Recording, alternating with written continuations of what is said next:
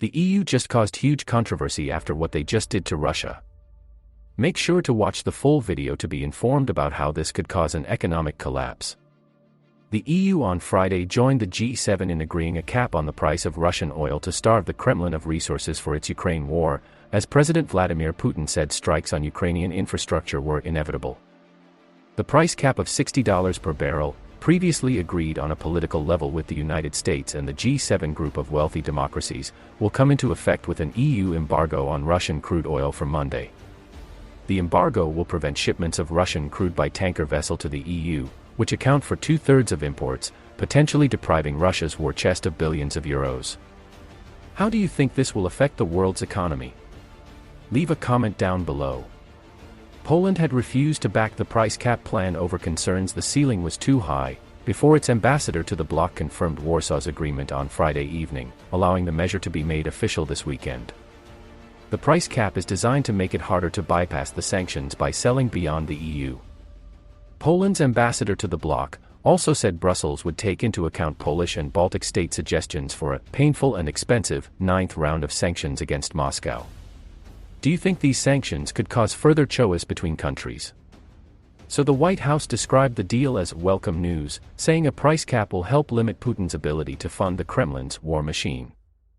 After suffering humiliating defeats during what has become the largest armed conflict in Europe since World War II, Russia began targeting Ukrainian energy infrastructure in October, causing sweeping blackouts. Putin said Russian strikes on Ukrainian infrastructure were inevitable, in his first conversation with German Chancellor since mid-September. Do you believe it was ethical of Putin to strike Ukraine infrastructure? Let us know down below. Such measures have become a forced and inevitable response to Kiev's provocative attacks on Russia's civilian infrastructure, Putin said, according to a Kremlin readout of the telephone talks.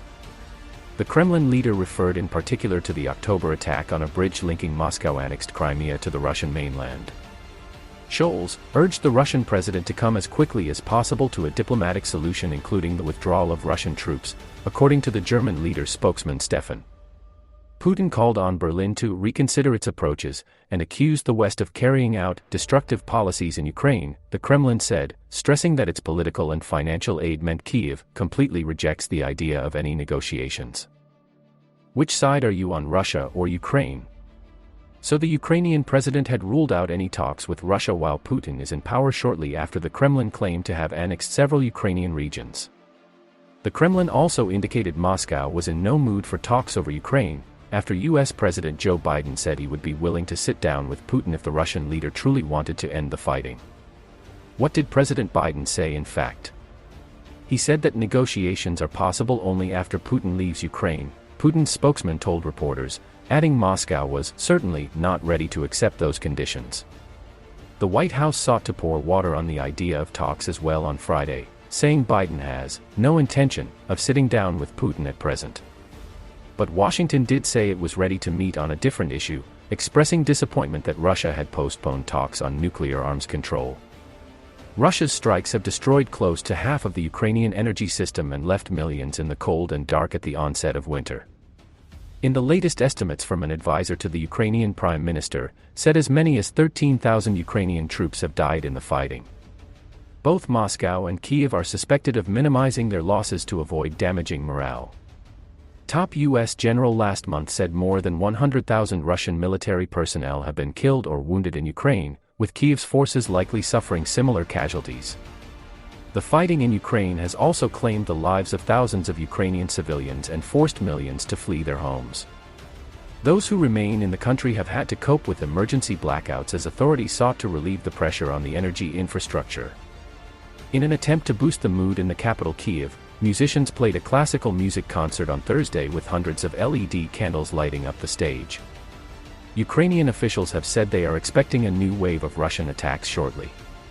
Russian oil revenues fell last month despite a boost in production to just below levels before the invasion of Ukraine, the International Energy Agency has said, in a sign that Western efforts to choke off the Kremlin's income are working.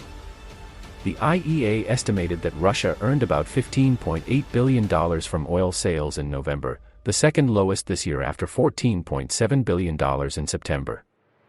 The revenue fall came despite a rise in Russia's exports of crude oil and products to 8.1 million barrels a day, the highest level since April, 2 months after Russia invaded Ukraine. It is a positive signal for Western countries hoping to curb the Kremlin's funding from energy exports, which represent Russia's largest source of revenues. The EU and G7 introduced a $60 a barrel price cap on Russian seaborne oil on December 5 as governments sought to strike a balance between cutting the Kremlin's revenues and keeping control of fuel price inflation. The price of non-Russian oil was about $81 a barrel on Wednesday. Industry watchers have questioned how effective the cap will be because Russian oil is already trading below $60 a barrel. The cap, which led to a buildup of tankers off Turkey in its immediate aftermath of its introduction, restricted access to insurance and shipping services for any buyers of Russian oil that refused to adhere to the threshold. Russia's President, Vladimir Putin, has claimed the cap will not have a significant impact on the country's economy but could harm the international energy market and force Russia to cut production.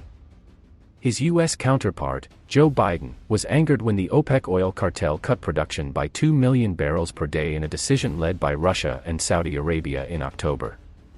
The IEA predicts Russia's oil output will fall by 1.4 million barrels per day next year. While lower oil prices come as a welcome relief to consumers faced by surging inflation, the full impact of embargoes on Russian crude and product supplies remains to be seen, the agency said. It added that global oil demand growth would slow next year but would still be at a robust 1.7% as China recovers from COVID-related economic restrictions. It predicted China's oil demand would contract by 400,000 barrels per day to 15.4 million this year before recovering by almost 1 million barrels per day in 2023. The agency said global oil demand in 2022 had increased by 2.3 million barrels per day compared with last year, and was predicted to rise by 1.7 million next year to 101.6 million barrels per day. That is it for today. If you have enjoyed, make sure to like and subscribe.